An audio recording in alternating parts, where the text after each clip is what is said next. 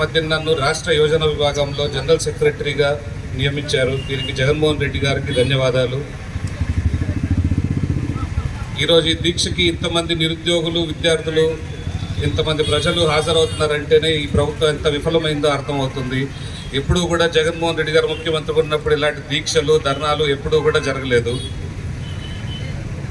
2025లో జరిగిన డిఎస్సి అవకతవకలపై లోకేష్ గారు తక్షణమే రాజీనామా చేసి సిబిఐ ఎంక్వైరీ చేసి విచారణ జరిపించాలి.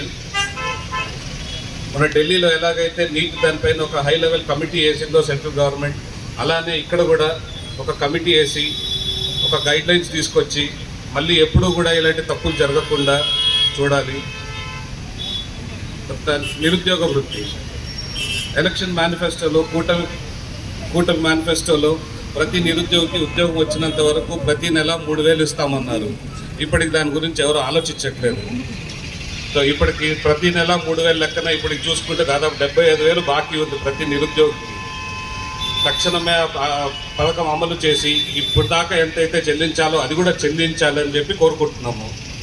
తర్వాత ఫీజు రియంబర్స్మెంట్ చెల్లించట్లేదు. చాలా కాలేజెస్ అన్నీ కూడా నడపలేక కష్టాల్లో ఉంటున్నాయి.